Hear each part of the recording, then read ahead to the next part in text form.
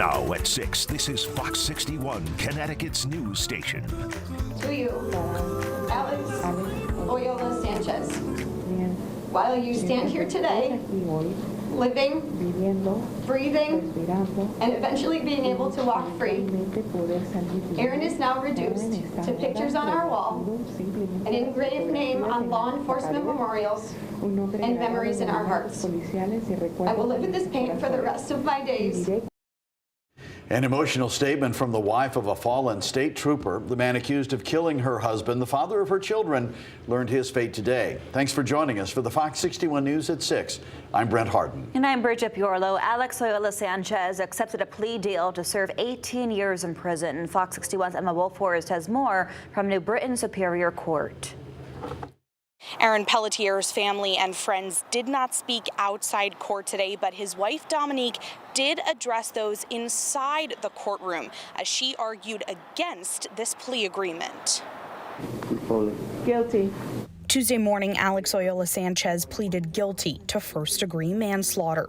He accepted a plea bargain to face 18 years behind bars. This defendant was driving a loaded pickup truck and veered into the breakdown lane where Trooper Pelletier was safely located and struck Trooper Pelletier. Trooper Pelletier passed away on the side of the highway. In May last year, state police say Sanchez hit Pelletier as he was conducting a traffic stop on I-84 in Southington. Police say Pelletier was talking with the driver he pulled over when Sanchez's pickup truck crossed onto the shoulder, sideswiped Pelletier's cruiser, and hit him. Pelletier died at the scene. Sanchez kept driving on I-84 East until he reached the exit for Route 9. It was there his truck became disabled and police arrested him. He consented to a blood draw and tested positive for numerous narcotic and illicit substances. The 44-year-old was charged with manslaughter and evading responsibility, as well as DUI, driving without minimum insurance, and failure to slow down or move over for an emergency vehicle on the highway. It has been 271 days since my husband was killed by the defendant. The horror, sadness, heartache, anger, and confusion I have felt since May 30th, 2024 has been unimaginable. In court Tuesday, Pelletier's wife Dominique spoke against the plea deal. My fear is that when this man is eligible for parole, our children will still be in the public school system, still minors, still juveniles. How am I supposed to protect them from this evil? She argued Sanchez should serve 30 years behind bars, 15 years for the manslaughter charge, and a consecutive 15 for evading responsibility. Although the outcome of the sentencing won't change the fact that Aaron no longer walks this earth, I beg you to consider the timeline of events in the future years. How many more people does this person have to kill for the justice system to protect us all? I ask this court to ensure that no other family suffers as mine has, no other wife has to stand up and do what I'm currently doing, no other children have to grow up without their father, and no other trooper's sacrifice is met with anything less than the full weight of justice. Alex Oyola Sanchez is due back in court to be sentenced April 29th. Reporting in New Britain, Emma Wolforst, Fox 61. Tough one, Emma. Thank you very much. Connecticut leaders are in the nation's capital today to rally support for Ethan's Law. The bill that's already signed into law here in Connecticut is in memory of Guilford teenager Ethan Song, who died in early 2018 in an accident involving an unsecured gun. His mother joined lawmakers and advocates today, hoping to take the law national. It came close to doing just that in 2022, but it did fall short in the U.S. Senate. The teen's family wants to protect other children from suffering the same fate as Ethan, who you see right here on your screen. A federal bill would establish a national standard for gun storage and punishment for violations, with the goal of preventing unintentional shootings and suicide. Under the law, gun owners will be required to secure weapons in a gun storage or safety device. That's if there's a minor in the house or another resident who cannot legally obtain a firearm. Advocates say with gun violence on the rise, this is the time to make a change. We respect the Second Amendment. We make sure that anybody who wants to buy a gun to protect themselves or to hunt or to shoot for sport can get one. But we have common sense restrictions to make sure that criminals don't get guns, to make sure the most dangerous weapons aren't in circulation, and to make sure that gun owners do the right thing and lock up their guns once they have bought that weapon. That's the reason why Connecticut has a gun violence rate that is 1/3 that of states that are less serious. Congresswoman Rosa DeLauro said today that she has gathered the support of more than 60 members of Congress to reintroduce the bill once again. And coming up at 10, I'll show you why lawmakers think the bill actually stands a better chance of becoming law this time around. Brent? Well, Mother Nature keeps on giving. Thankfully, she's not giving more snow and ice this week. Chief Meteorologist Rachel Frank here now with the first check of the forecast. Rach, loving this respite from the winter weather. It's been so nice. You can see a lot of water on the ground, not from anything falling from the sky, but from all of the melting today. Look at these temperatures within a few degrees of 60 in Chester today. We made it up to 55 in Hartford. Obviously, this is the warmest day of the year so far. We're looking at temperatures that are still in the 40s to around 50, and we're going to continue down this path through the rest of the week. Here's a look at the radar right now. Don't be surprised if you see a brief passing shower or a sprinkle in parts of the state. This is going to be really hit or miss in nature, so not every town will see this, but it looks like a higher risk right now in eastern Connecticut, and this will be through about 7 or 8 o'clock tonight. Overall, though, temperatures should stay above freezing, which is great news because, again, we had all of that melting outside today. If we were to drop below freezing, everything would freeze up, and it would be not great for the morning drive, but I think we'll be okay. Temperatures will be in the 30s as we head towards daybreak. It's close to freezing in Waterbury, but 37 in Windsor Locks. And heading through the day tomorrow, nice and bright. We'll see a mix of sun and clouds with highs near 50. We have a better chance for more numerous showers tomorrow night. We'll talk about it coming up. Rachel, thanks. Developing now, an overnight blaze kept fire crews from all around the shoreline busy at Mystic Shipyard.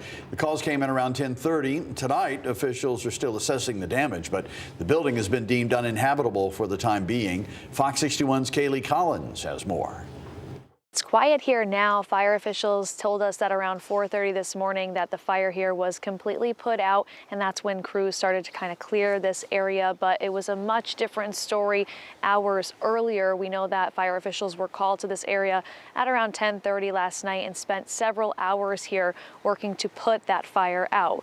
Now, you can take a look at this photo here. This shows some of the damage to the building. When fire officials got to this shipyard, they said they could see the smoke and fire in the sky. They found what they described as a 100 by 20 foot storage building on fire, with the fire burning up through the roof. Mystic fire officials also told us that fire spread to a neighboring storage unit as well.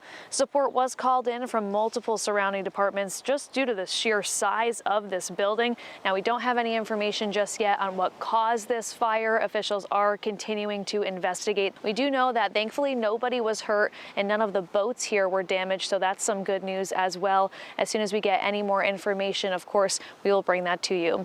Reporting in Mystic, Kaylee Collins, Fox 61.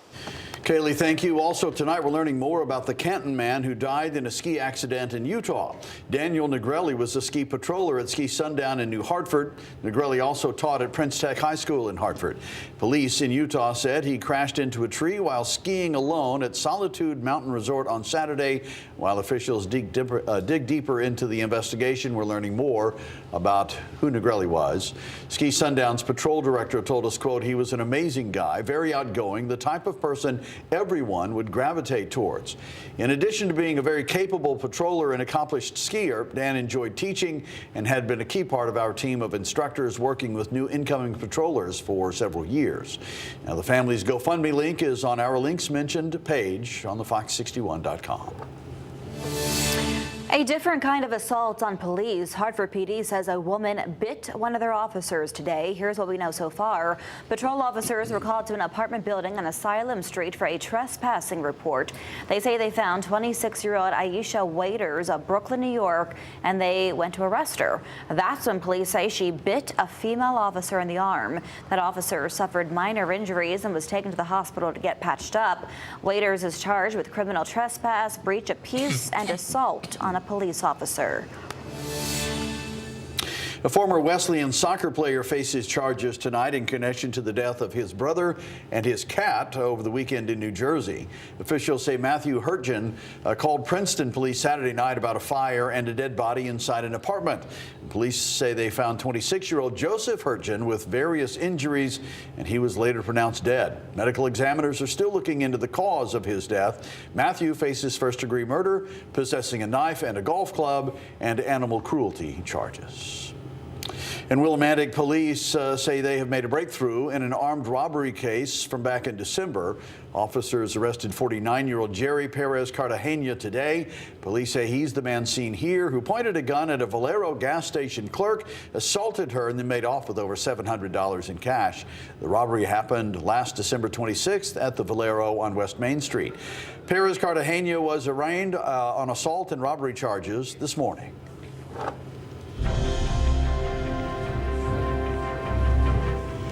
At the state capitol today, lawmakers laid out their plans to expand and protect reproductive rights here in Connecticut. Members of the bipartisan Reproductive Rights Caucus say their 2025 agenda is all about access, funding, and protections. The 40-member caucus wants better support for providers, higher Medicaid reimbursement rates, and expanded access to reproductive care. Proposed legislation would also make fertility treatment more accessible for LGBTQ couples. It would also fund vending machines with emergency contraception on college campuses. But critics say this is overkill for our state. We are just a month in to the Trump administration. And in that month's time, we've seen his administration scrub information on essential health services. We are prepared to fight back and protect Connecticut citizens against attacks to their reproductive health care and their bodily autonomy. You deserve access to this health care, you deserve access to reproductive autonomy, and to live as your true, authentic self. Lawmakers say Connecticut needs to be a firewall as other states roll back their reproductive rights. The proposals will be debated in the coming months, and we'll be following it.